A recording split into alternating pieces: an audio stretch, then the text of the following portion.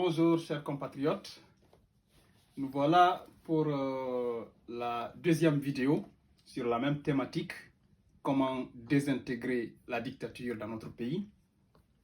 Mais avant d'entamer celle-ci, je vais revenir faire une mise au point sur la première vidéo. Pour ceux qui ont dit que je dévoilerai des stratégies qui devraient rester secrètes. Alors, la première vidéo ne porte pas sur la stratégie. C'est-à-dire, quelle est la différence entre une stratégie et les moyens pour lutter contre une dictature. C'est comme si je vous proposais, quand vous voulez démolir un immeuble, je vous propose de la dynamite. Là, je vous donne les moyens pour démolir le bâtiment. Maintenant, la stratégie, c'est lorsque je vous dis à quel emplacement placer les dynamites pour avoir une démolition efficace, plus précise. Donc, il y a une différence entre les moyens et la stratégie. Voilà, la stratégie, c'est lorsque je vous dis comment déstabiliser chaque pilier. Donc, ce n'était pas une stratégie, pas du tout. Il suffisait juste pour chaque Guinéen d'avoir en fait cette structure du pouvoir dans la tête. C'était juste ça l'objectif. Donc, je vais revenir aujourd'hui sur la vidéo d'aujourd'hui, porte sur le jutsu politique. Alors, avant de définir le jutsu politique, on va parler d'abord du jutsu. Le jutsu, c'est un art martial japonais. C'est comme quand vous dites le karaté, le kung-fu, par exemple. Maintenant, l'expression jutsu politique a été forgée par un politologue américain, Jean Sharp. D'ailleurs, la première vidéo aussi, c'est une synthèse aussi des études de ce même politologue. Donc, le jutsu politique met en présence les forces répressives et les forces de la résistance. Ça consiste à faire quoi? C'est-à-dire à retourner les effets de la répression contre l'oppresseur. C'est-à-dire c'est l'effet boomerang. Vous produisez une action, les effets de cette action se retournent contre vous. C'est ça le jutsu politique. Donc comme vous savez, l'art martial jutsu, ça consiste à se battre sans armes ou lorsque vous êtes désarmé. Vous retournez la force de l'adversaire contre votre adversaire. J'espère que je me fais comprendre sur la notion. Donc, regardez le schéma. Vous avez donc une action répressive qui est produite donc par les forces répressives. Et les conséquences de cette action se retournent contre les forces répressives. Et les effets de ça, c'est quoi? Quand le jutsu politique fonctionne comme ça se doit, les personnes même qui soutiennent en fait le régime, qui soutiennent les forces répressives, certaines personnes vont s'indigner contre l'action des personnes qu'ils soutiennent pourtant. Et vous avez aussi des personnes qui sont jusque-là neutres, qui vont se mettre à se poser des questions, qui vont même aller jusqu'à prendre position pour les forces de la résistance. Donc ça entraîne en fait des défections au sein du régime, ça entraîne aussi donc des nouveaux arrivants pour les forces de la résistance, notamment des personnes qui étaient jusque-là neutres. Ensuite, vous avez aussi l'indignation au niveau international, les chancelleries occidentales. Donc, si vous voulez, pour qu'il y ait en fait le jutsu politique fonctionne, il faut un contraste, un paradoxe total entre la brutalité exprimée, déployée par les forces répressives et l'extrême pacifisme des forces de la résistance. Donc il faut un total décalage en fait entre ça, entre les deux. Donc vous avez les forces répressives qui déploient une force si extrême, si brutale, alors que c'était inutile en fait, parce qu'ils sont en face, des personnes qui sont dans une passivité totale. Donc la force n'était même pas nécessaire. Si vous savez, en fait, ce qu'il faut comprendre, les forces de l'ordre sont formées pour gérer des personnes violentes ou des personnes agitées. Ils ne sont pas formés pour gérer des personnes hyper pacifiques. Ils ne peuvent pas. C'est-à-dire, pour faire le parallèle, les forces de l'ordre sont très à l'aise, sont très majestueuses, sont très fortes quand ils sont en face des personnes violentes. Mais quand vous les mettez face à des comédiens ou à des personnes hyper pacifiques, ils deviennent maladroits, ils deviennent gauches, ils font des erreurs. C'est un peu comme, ça me rappelle l'albatros de Baudelaire. C'est grand oiseau dans les airs qui est très majestueux, qui est le roi de l'azur, mais une fois posé sur les planches du navire, des bateaux, ils deviennent totalement maladroits. Voilà. Donc c'est un peu ça, les forces de l'ordre face à des manifestants violents, ils sont très forts, ils sont très majestueux, mais une fois face à des personnes totalement pacifiques, ils ne savent pas quoi faire, donc du coup ils font des erreurs. Et donc c'est cette erreur qu'ils vont commettre qui va se retourner contre eux. Je vais maintenant vous donner deux exemples pour que vous puissiez comprendre la notion de jutsu politique, parce que les militants, les forces de la résistance doivent faire un travail intellectuel qui consiste à identifier toutes les situations dans lesquelles les autorités abusent de leur autorité, c'est-à-dire exercent une autorité qui va au-delà de l'acceptable, au-delà du raisonnable. C'est dans ces situations-là que le jutsu politique fonctionne. Je vous donne un exemple. Je vais prendre des exemples. Le premier exemple se passe aux États-Unis, au Kansas. Vous avez une sortie d'école d'un groupe de lycéennes. Lors de cette sortie, elles devaient rencontrer le gouverneur. Et vous avez une lycéenne du nom de Emma qui tweet sur son compte comme quoi, lors de cette rencontre, elle aurait dit au gouverneur ces 4 vérités, alors qu'elle n'a rien dit. Elle n'a pas dit une telle chose en fait. Donc elle a raconté une bêtise, certes, mais son droit, c'est la liberté d'expression aux États-Unis. Sauf que le staff du gouverneur a pris ça comme de l'impolitesse et qu'il fallait réagir. Le staff a alerté le lycée de la petite Emma.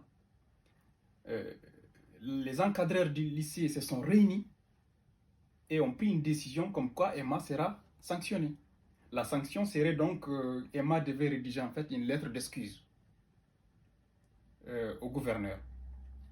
Donc vous imaginez, à partir de là, alors même qu'au départ, il n'y a que Emma, le staff du gouverneur et quelques amis d'Emma qui étaient au courant, à cause de l'acharnement donc du staff du gouverneur et des encadreurs du lycée, l'affaire a éclaté. CNN même a repris l'information, les autres chaînes aussi la même chose. Donc c'est devenu en fait c'est un boomerang qui est revenu directement sur le gouverneur et son staff. Ça a créé un tel scandale, ça a créé un scandale parce qu'on voit des adultes, c'est-à-dire le gouverneur, son staff, on voit des encadreurs du lycée, un proviseur, qui s'acharne sur une gamine de 15 ans. Donc regardez en fait la disproportion, en fait, le paradoxe, le contraste entre un déploiement des personnes qui ont une autorité face à une gamine de 15 ans qui n'a fait qu'exprimer en fait son droit, sa liberté d'expression. Donc cela a révolté tout le monde en fait. Voilà comment, vous voyez donc, ils exercent leur autorité. L'exercice de cette autorité s'est retourné contre eux. C'est le boomerang. Donc vous voyez, à partir de là, pour que ça fonctionne, et au final, le gouverneur, même c'est le gouverneur qui s'est excusé en fait du comportement de son staff. Au lieu que ce soit Emma, voilà, la fille elle s'appelle Emma, au lieu que ce soit Emma qui s'excuse, comme prévu par le lycée, maintenant c'est le gouverneur qui s'excuse. Donc l'exercice de l'autorité s'est retourné contre les détenteurs de cette autorité. Voilà ce qu'on appelle donc, c'est comme ça que fonctionne le jutsu politique. Donc si vous êtes un activiste, vous devez pouvoir identifier toutes les situations dans lesquelles les autorités exercent leur autorité au-delà du raisonnable. À partir de là, vous créez l'incident.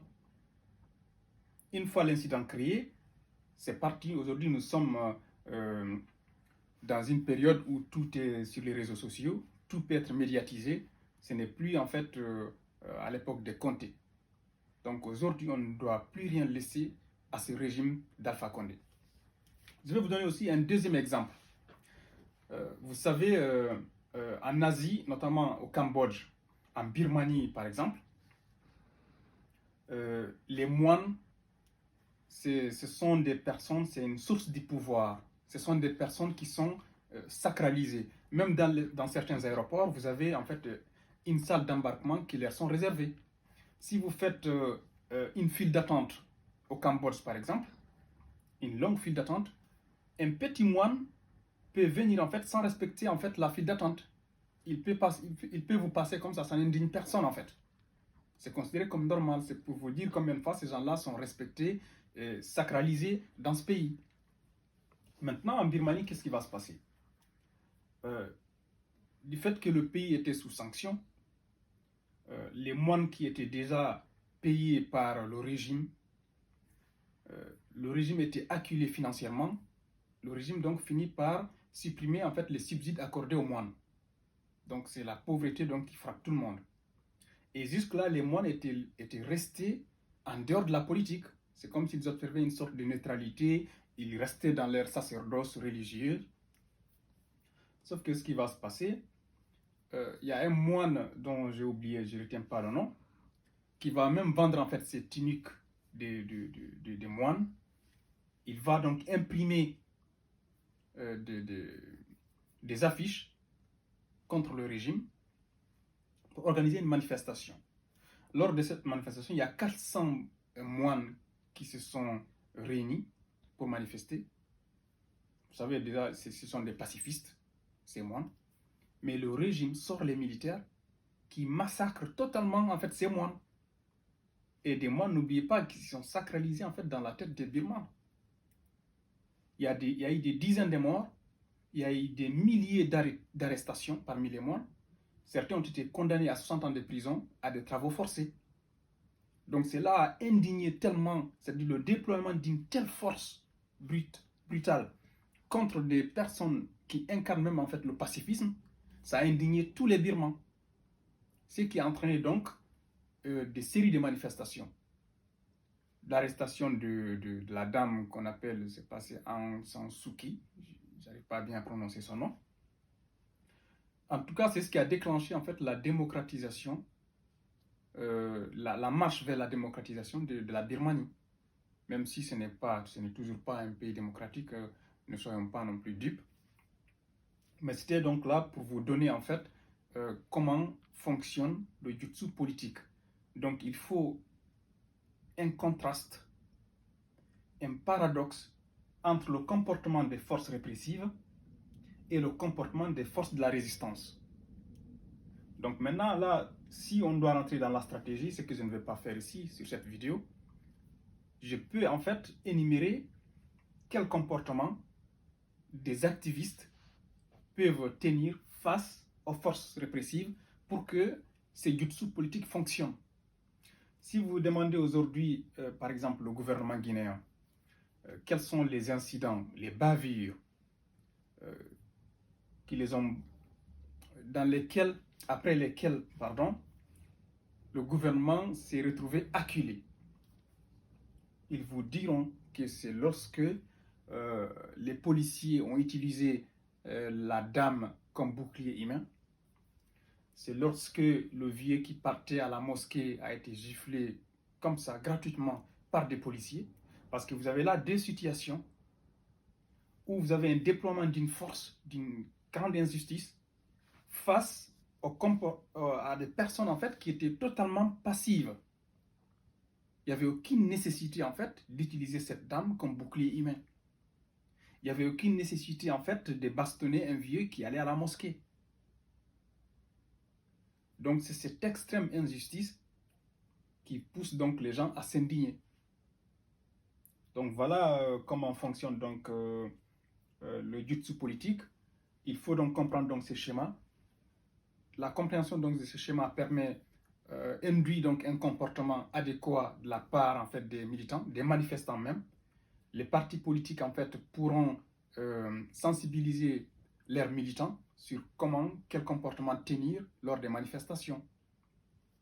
Donc voilà ce que j'avais donc aujourd'hui à dire sur cette notion de jutsu politique.